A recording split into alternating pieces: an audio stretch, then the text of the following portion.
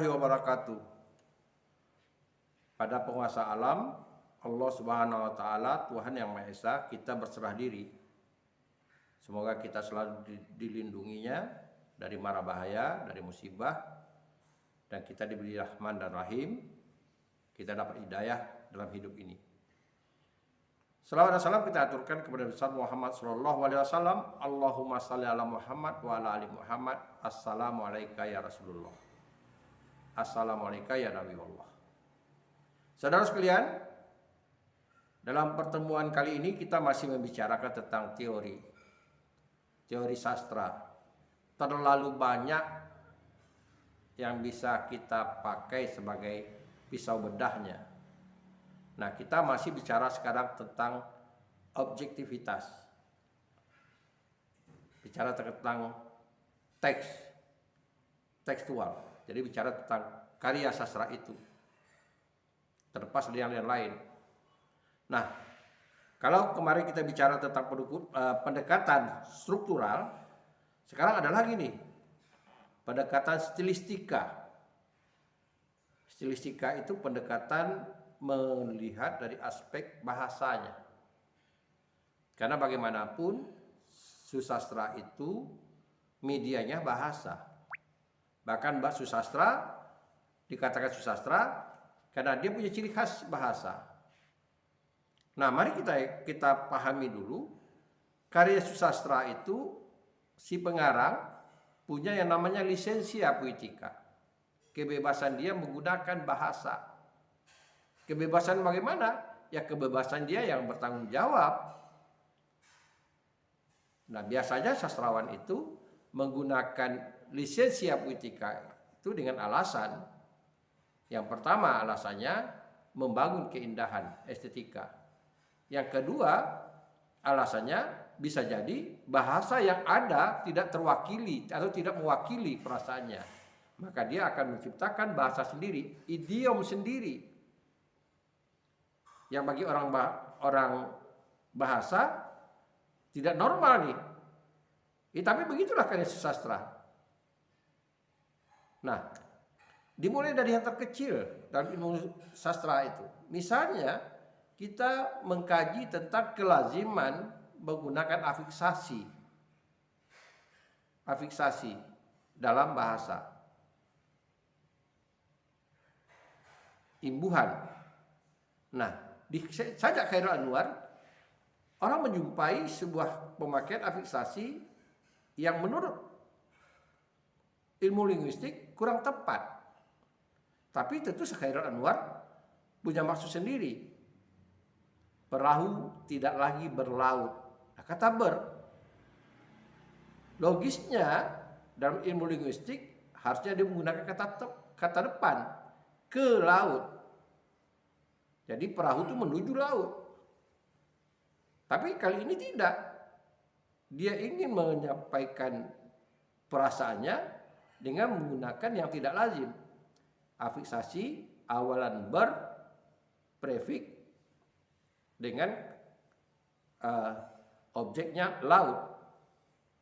Berlaut tidak lagi berlaut.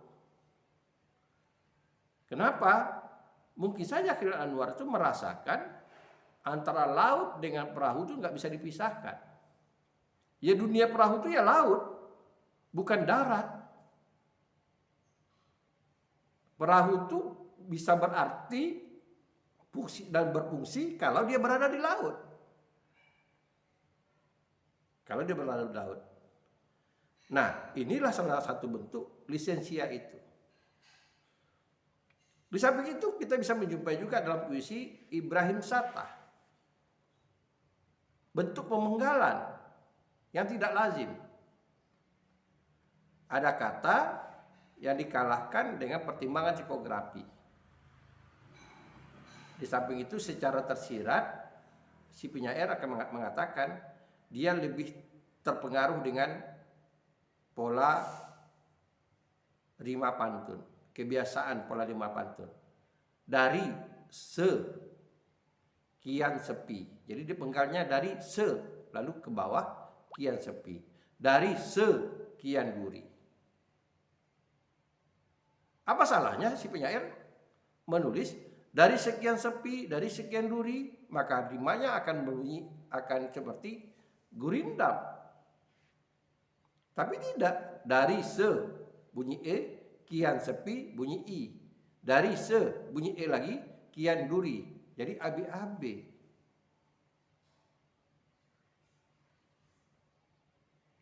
Nah, ini bentuk-bentuknya.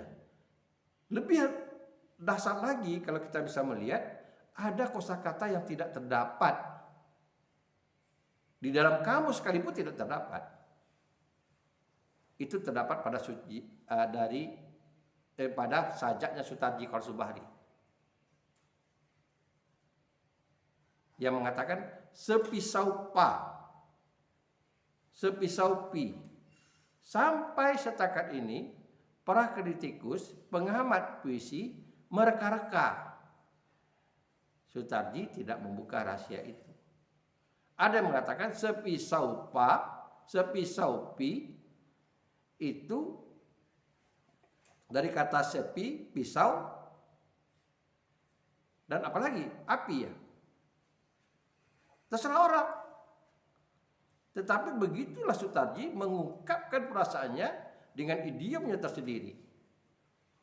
Mengutip pendapat dari Hasan Yunus almarhum, seorang pengamat sastra yang dimiliki oleh Riau nasional Nusantara ini, bahkan internasional. Kenapa? Karena itu diakui kepintarannya di Semenanjung. Bagi pengamat sesastra, pemikiran-pemikiran beliau dihargai, dan beliau mengatakan begini, ada hanya 8 penyair di dunia ini yang menciptakan idiomnya sendiri. Salah satu diantaranya adalah Sutarji. Jadi kosakata yang ada di kamus tidak mencukupi mewakilinya. Walaupun kita tahu dari segi kata dengan proses diksi si penyair bisa memilih kata, tapi dari segi mewakili rasa penyair sulit memilih kata yang bisa sepenuhnya mewakili rasa. Meskipun saya berpendapat begini, meskipun Sutarji menulis itu sepisau pi, setidak-tidaknya idiom itu merasakan dia sedikit puas dengan apa yang dirasakannya. Bukan membuat orang penasaran. Efeknya orang membuat penasaran, itu jelas. Karena suatu hal yang luar biasa dari kebiasaan. Saudara sekalian, lebih lanjut dari itu, kita bisa melihat misalnya gaya bahasa. Bentuk gaya bahasa yang lazim dipakai baik di karya puisi maupun di karya fiksi.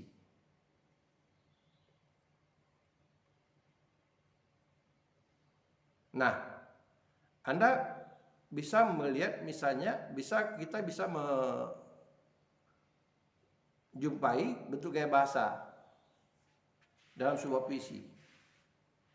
Tuhanku, dalam termangu aku masih menyebut namamu.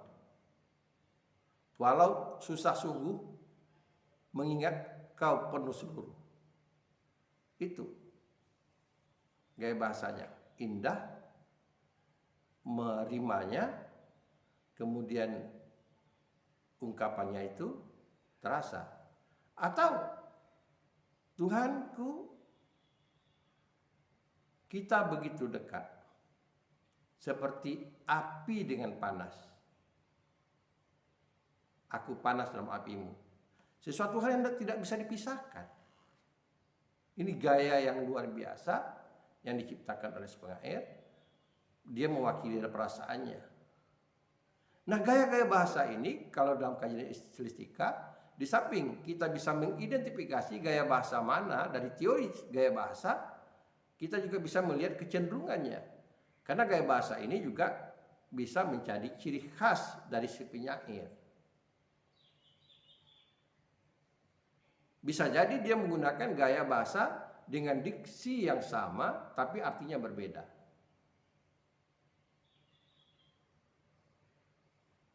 Artinya berbeda.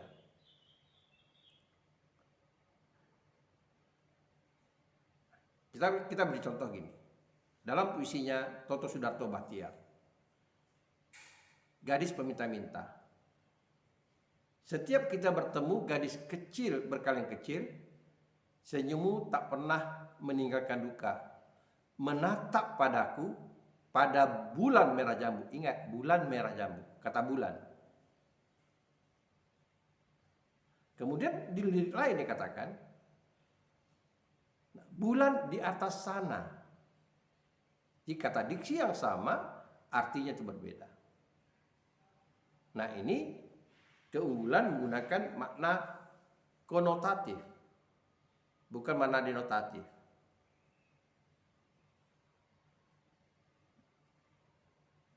Nah, ini satu lagi kelebihan dari penyair. Nah, saudara-saudara sekalian, termasuk misalnya dalam bidang fiksi, gaya-gaya membuka cerita, itu gaya bahasanya. Bagaimana stylenya menjadi identitas bagi pengarangnya. Gayanya STA, gayanya YB Mangunwijaya, gayanya Iwan Simatupang, dia punya ciri khas sendiri ketika membuka cerita. Yang dikatakan kita namanya kalau dalam alur tradisional preposisinya. Itu punya gaya-gaya tersendiri.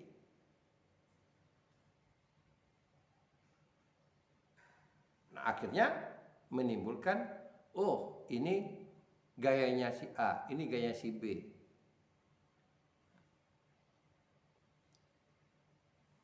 Jadi sekali lagi, banyak aspek-aspek yang bisa kita amati dalam sastra, aspek bahasa, karena bahasa itu sebagai media penyampaian ide atau gagasan dan pemikiran, karena dia itu fungsinya ada dua, sebagai media dan sebagai juga karya sastra itu sendiri.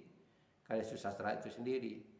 Oleh karena itu, karya sastra dapat kita kaji dari aspek bahasanya. Itu namanya pendekatan stilistika.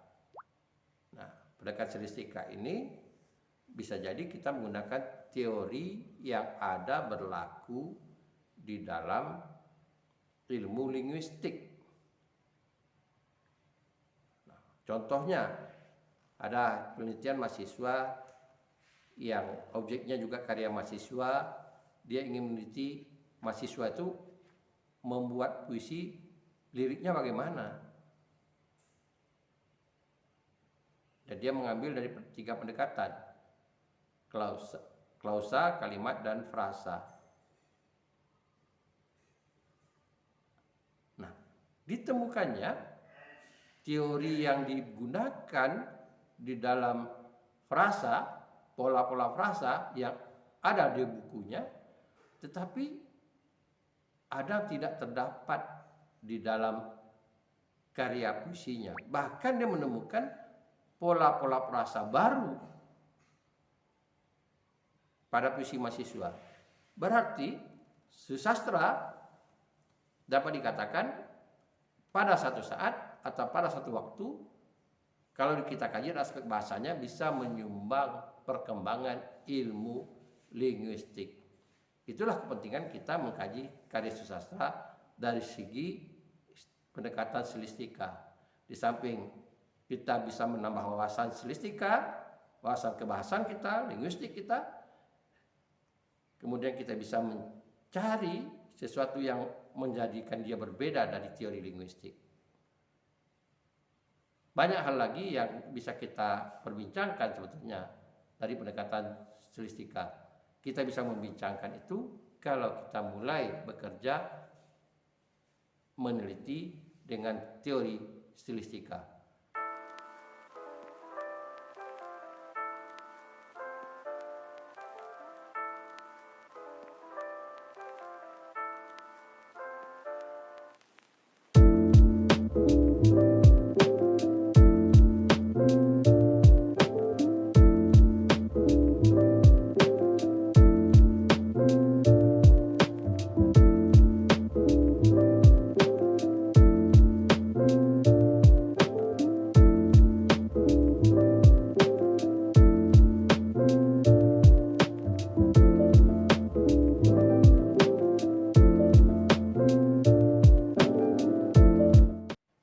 dalam bekerja. Terima kasih. Assalamualaikum warahmatullahi wabarakatuh. Kita jumpa lagi pada pembahasan teori berikutnya.